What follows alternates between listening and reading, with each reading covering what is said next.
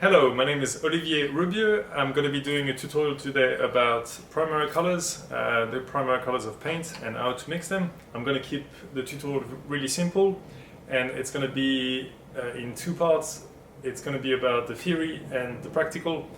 When I say two parts, I'm going to be obviously doing it at the same time, but I'm going to contradict myself a lot. And so try and take it with a pinch of salt. Some of it it's not going to make sense straight away. You will have to practice and draw your own conclusions. So let's get to it. Okay, to start off, I'm going to show you which ones are the actual primary colors.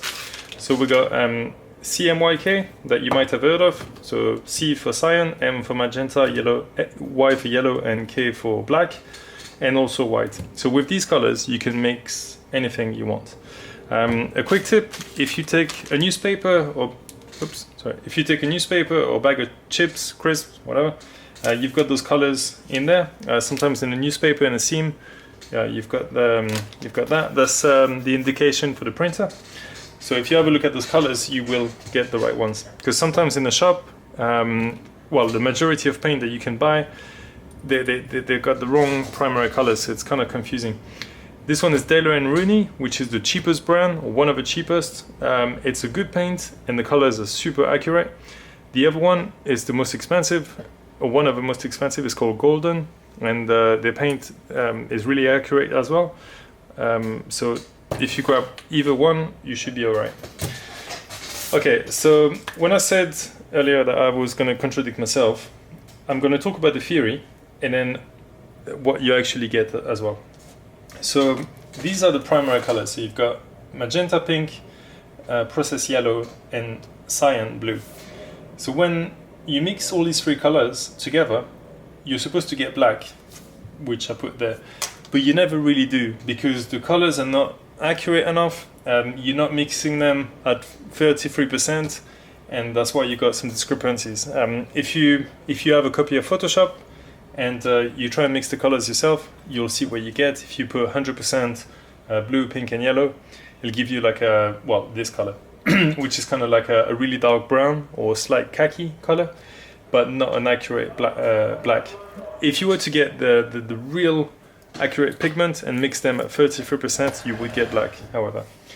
Right, I know some of you might be thinking, hang on, what are you talking about pink? It's red.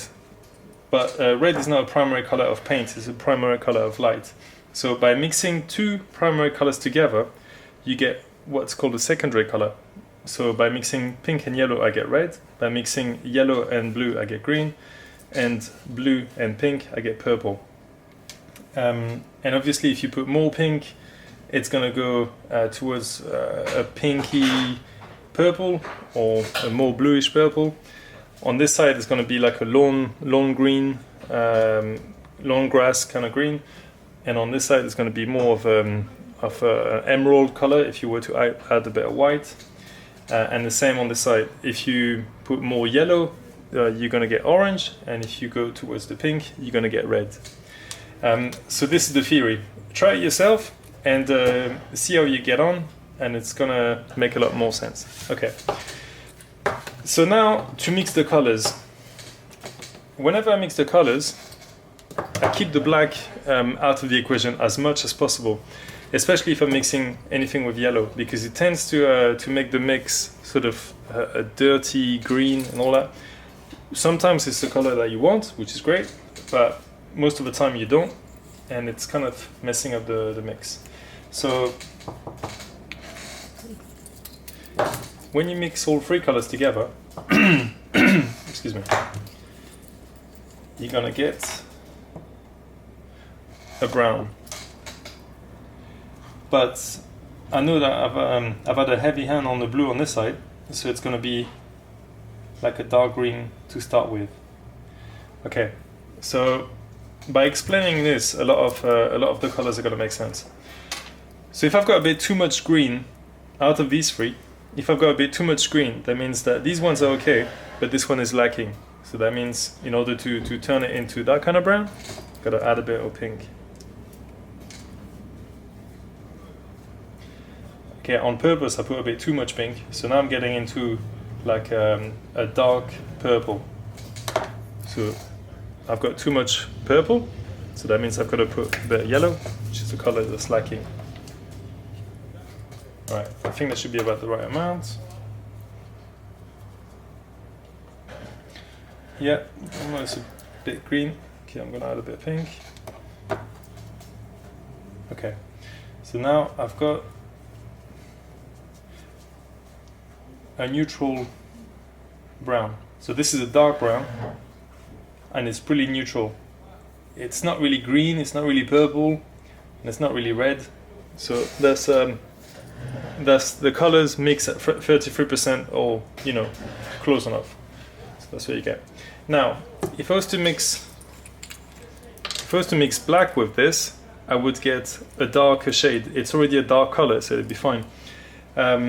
If I want to get, for example, a pink or red to be a darker shade of red, what I need to do is add a bit of blue. If I add black, it's just going to turn into a darker red, but not a nice red, just like a red with no saturation. Right, so if I add a bit of white in there, I'm going to get into the skin tones, because obviously I paint a lot of people. It's the range that I paint the most, and hopefully by showing you that, and if you mix other colors, maybe that will help you. If not, just put it in the comments. Okay, so now a bit of pink.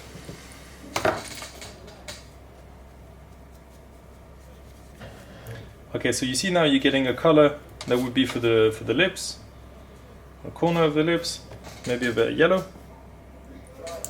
Say if I was to replicate my skin tone, a bit of yellow in there, a bit more white,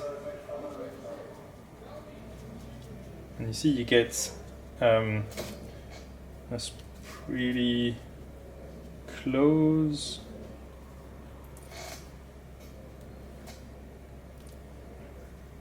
Yeah, maybe a bit of pink as well.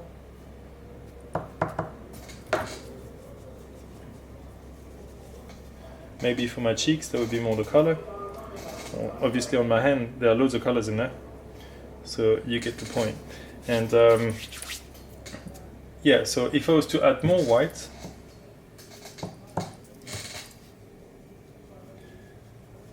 it'd be the same sort of family of color, but it would turn even lighter. It'd be more for my toes, my nails or something. Or like here, kind of thing. And that's pretty much all there is to it. So when you're mixing the color, the colors together, keep the blue to minimum, because it's the one that's the darkest. So I tend to put more yellow than blue, and pink is kind of medium. And you see I've hardly put any blue, but it's already turning like a really green. That's what you get. Okay, now I'm going to show you what I meant with making a red darker. So I'm going to put a bit of pink in here, a tiny bit of yellow.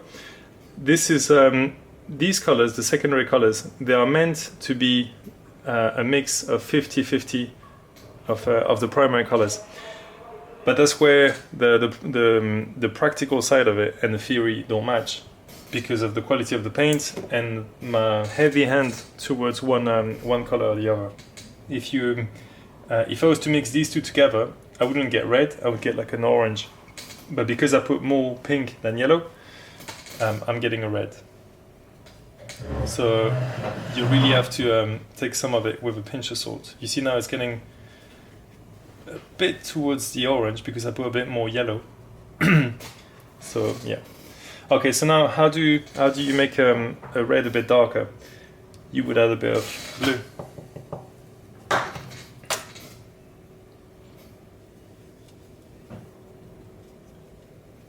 And by doing that, you gradually get to a nice maroon color, as opposed to a dirty red if you were to mix black.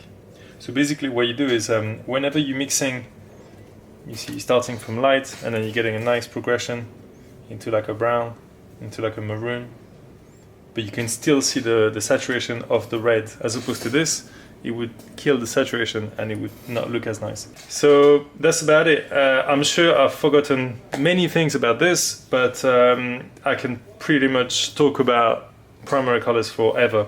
So I'm gonna keep it short. If there's anything that doesn't make sense, and if I've forgotten some things, put your thoughts and comments in the description, and I will do a part 2 where I'm gonna answer all your questions. So thanks a lot for watching, and see you next Friday.